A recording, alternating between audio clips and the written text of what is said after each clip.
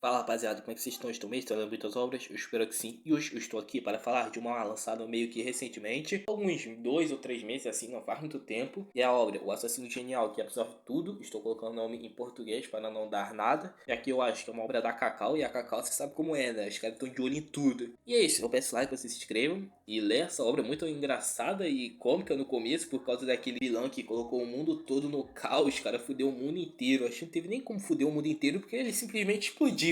Então foi realmente engraçado aquele começo. E é isso, vamos pro vídeo.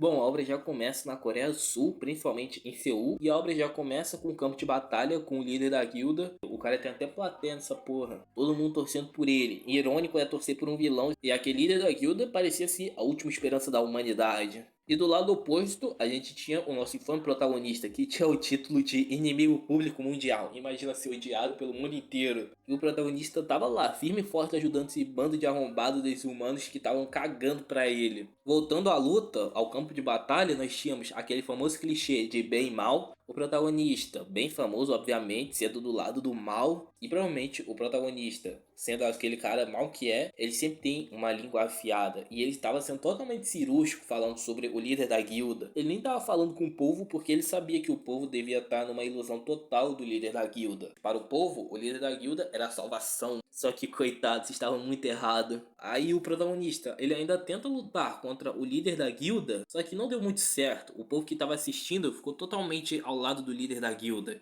E geral começando a torcer por ele, e pelo visto, o poder do líder da guilda envolve o pessoal acreditar nele. Enquanto as pessoas torcerem por ele, ele sempre vai ter poder. E com esse buff dessas pessoas torcendo por ele, ele já tinha um poder suficiente para derrotar o protagonista, que foi isso que aconteceu. O cara simplesmente solou o protagonista. Engraçado que é o protagonista mais forte, ainda mais lutando contra uma única pessoa, ele não conseguiu derrotar. E com poder suficiente para dar checkmate no protagonista, ele deu. Pelo menos foi isso que ele pensou. E depois do protagonista derrotado, já no chão, ainda um pouco vivo, pelo menos era o que eles pensavam, o povo queria que ele matasse o protagonista. O cara realmente é inimigo público da humanidade mesmo. E assim, o líder da guilda pelo menos fez, ou pelo menos ele acha que fez, que foi matar, fazer ele jogar no Vasco. Ele, com esse ataque, ele já estava perdendo a visão, então provavelmente ele já estava morto. E depois dele matar o protagonista, entre aspas, o líder da guilda, ele nessa hora começa a voar. E ele começou a falar dos preparativos que ele fez. Mas na verdade o cara só era doido da cabeça. O cara totalmente estava acreditando que ia conseguir salvar a humanidade. Salva porra nenhuma, o cara estava afundando a humanidade. Ele ainda falava sobre os bagulhos da liberdade perfeita, só que era tudo baboseira e o povo ainda acreditava nele, mesmo com esse cara com esses papos estranhos de liberdade divina. Então o líder da guilda abriu um portal gigante no céu, onde dele saiu uma mão de um ser demoníaco, e era uma mão realmente muito grande. O cara realmente estava trazendo o rei demônio,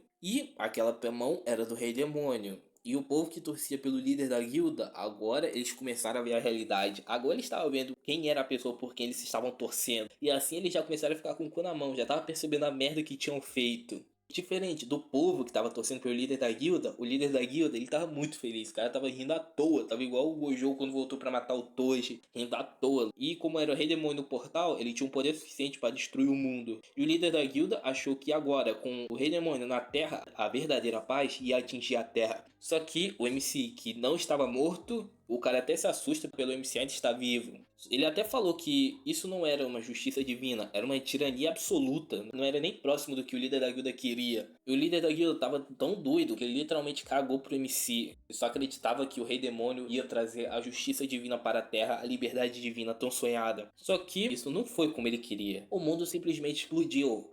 O rei demônio simplesmente matou todo mundo. E é assim que acaba o começo. Mas na verdade, a gente viu que tudo aquilo era uma novela escrita pelo nosso protagonista, que sabia que os leitores não iam gostar desse final da novela dele. O cara pelo menos é sincero, sabe que o pessoal não ia gostar. Mas o MC lançou assim mesmo esse final da novela, sabendo que ninguém ia gostar. E ele baseou a sua vida para criar essa novela, porque foi quando ele era mais novo, ele percebeu como o mundo era realmente. Ele percebeu como o mundo funcionava. Então ele viu toda a injustiça de perto. E ele estava certo, o pessoal que lia a novela dele não gostou nem um pouco. Em geral começou a reclamar do final. Pô, com razão, que final bosta. Mas o protagonista só deixou isso pra lá e foi dormir. Ele tava querendo brigar com os haters que tá falando mal do final, mas só deixou pra lá. E ainda bem que ele fez isso. Mas então ele acorda em um lugar totalmente diferente. um lugar totalmente estranho que ele não conhecia. Então ele apanha de um dos guardas daquele lugar que parecia uma mina e percebe que agora ele é um dos personagens da novel dele. E não só isso, e principalmente ele tá no corpo do inimigo público mundial, Shin Kang-ho. Então ele agora era o vilão, entre aspas, da história.